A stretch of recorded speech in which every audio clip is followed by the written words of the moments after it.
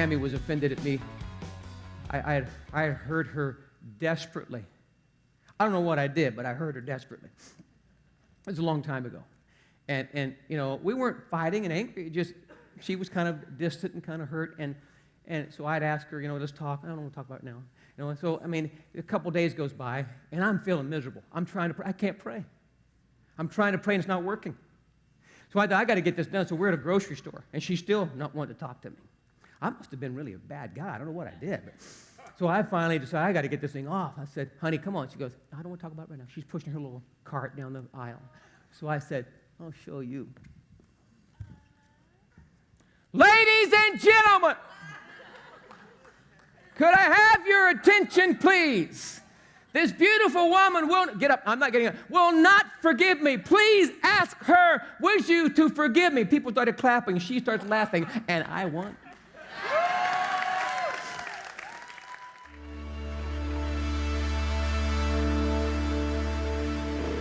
See, a lot of us, you're like me. I remember in the past, I didn't know how to pray. What are you supposed to say?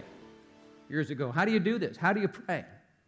Well, the disciples were like that. In fact, it tells us a story in Luke chapter 11. Jesus had been out praying, and let's see what happened. Luke chapter 11, it came to pass as Jesus was praying in a certain place, he's with the disciples. When he ceased praying, one of his disciples says to him, Lord, would you teach us to pray as John taught his disciples to pray? So Jesus said to them, okay, here, I'll do that. When you pray, say. I'm going to answer, you asked me a question on how to pray. I'm going to give you the answer, which is when you pray, say this, Our Father which art in heaven, hallowed be your name. Da-da-da. We know that as the Lord's Prayer. Many of us have prayed that since childhood. Some of you have prayed it in a very repetitious way on a daily basis. It's a powerful prayer. It's about 66 words. It's here in Luke 11, and it's also in Matthew chapter 6, if you could bring that up, Matthew chapter 6. Now, in Luke 11, the disciples noticed the obvious connection between Jesus' prayer life and Jesus' ministry life. Many times in the Gospels, it tells Jesus stepped away to pray. Jesus moved away to pray. He went to the mountain to pray. He went to the desert to pray. He stepped aside to pray. He got up early in the morning to pray. Jesus prayed. And they saw what he looked like after he prayed, and they saw the results after he prayed. They saw the miracles, the answers, the direction, the healings. And so they're saying, hey, we want to do what you do. Would you teach us to pray so we can enter into the life of the miraculous, enter into the place of direction, enter the place of answers to questions? That's what prayer ought to be, folks. Yes. Are you with me? Yes. Say, I'm with you. I'm with you. It's a little hot in here. Can someone turn the air on? It's getting a little stuffy. Some of you look like we need to get a little airflow. Fan yourself. This is going to be good. Because what I'm going to do in the next few moments, I'm going to actually take these 66 words, if you will, the Lord's Prayer, and we're going to break it down into an outline, which I think you received this when you came in the door. Look at the back of the card. It takes the Lord's Prayer and breaks it up into 5 words. I'd like you to say them out loud with me, starting from number 1. Ready? Worship, surrender, provision, pardon, protection. Say it again. Worship. It's kind of like the handprint of prayer. Look at me for a second. The handprint of prayer. The thumb will say is worship, the most important. It's the big one. The biggest part of the prayer is making God great, is the worship part. That's first. Second is the pointing finger. That's the surrender, where I'm pointing up and saying, your kingdom come, your will be done in my life. I surrender to you. Third is the large extended middle finger, which really is kind of that outreach of hunger for provision. God, we always need God to meet our needs. We're up, God, would you meet my needs? I depend on you. Fourth is the ring finger, which is where love and connections may play. So forgive me. I want to be in right relationship with you. As I forgive others, in right relationship with them. Pardon. Let the pardon come to me and to others. And lastly is protection. That's the little pinky, the little guy. I realize how small I am in reference to God and how much I desperately need His protection in my life. The handprint of prayer, worship, surrender, provision, pardon, protection. Really, really, really, really simple. And my heart's desire is that our church would come to a new awakening of personal prayer and church prayer. If we want to get to a new place, we got to pray ourselves there. And it's not this big heavy revy, oh dear God, I got to, no, we get to pray. It's going to, the new refreshing, new wind in your sail is coming. So that we're going to go through these 5 points this morning and practice it. And I pray in Jesus' name that tomorrow morning will begin a new era for you.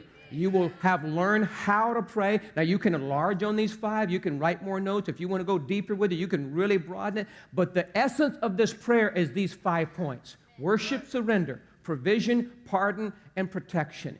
Anybody can pray those 5 points. You can do it in a few moments. You can stretch it into a longer time. But we can all do this together, the whole church. Let's look at the first one. Everybody say worship. Now, what I'd like you to do, I know there's not much room. There's a couple of lines there. You can write a couple of things down. I'm going to share with you kind of an idea of how I would pray it on a given day. It may be a little different, but a general idea. So if I come to worship, I'm going to say, Father, hallowed be your name.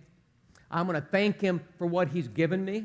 I like to be grateful. Tammy and I will often take turns, and we'll just pray and thank him for our house and our car and our children, and thank him for the church. And we just start enumerating and just remembering all the bountiful blessings. And we just begin to worship and magnify him and thank him and praise him for all the good things he's done for us or given to us. And then secondly, I would thank him for who he is, which really should probably be the first one. You are the Lord, my provider. All of my provision comes from you. You're the Lord who healed me. You're the Lord who saved me, and I thank you for salvation. And you can just keep on going. Remember who he is. He is the mighty God. He's the all-powerful God. There's nothing too hard for you, Lord. I thank you for that. Now, you can go on and on and on.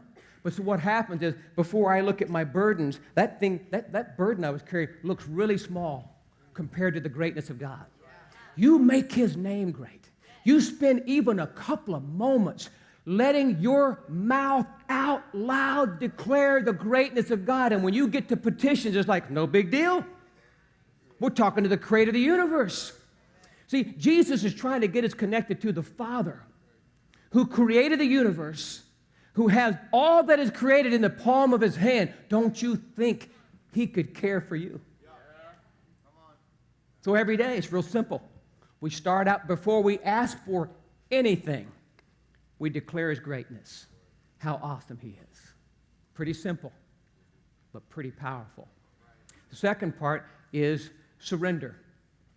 Now, you can call this a lot of things. Your kingdom come, your will be done on earth as it is to heaven. In heaven, I just felt strongly drawn to that one word. And it's not, I think it's surrender with some petition connected to it, but the focus is, it's about you, Lord. Your kingdom. You're the king. I surrender to you. It's about your will being accomplished in my life and in the church. And I want to honor you today as I start my new day. So how would I surrender? Well, I'd maybe put these things on my card, which I did. I'd say my life. And I'd say, I surrender my job as a pastor, my career pursuits, my relationship with people. I would surrender, Lord, my day, my schedule. I know what I'm going to do if I knew I had a counseling appointment or a planning meeting. Lord, I just pray, I surrender and pray your will be done in that meeting today. It's all about you. As I'm leaving this prayer time, going into my day, your will be done. You be glorified. I pray for Tammy. I pray for my family. I pray for Tammy, and I would kind of bless her and pray God's will be done in her life for the day. I go for Jerry, my oldest son, who's married to Martina. Bless Jerry and Martina, and bless their day. Bless Jake, bless Jesse. And if I knew some things they were going into that day with, I would declare, let your will be done. Let them know exactly what you're saying in that circumstance, that they would be completely surrendered to your purposes today. So it's the declaration with petition attached to it. And then lastly, I might pray for the church, and which I've done many times, prayed for you. I pray for different aspects of the church.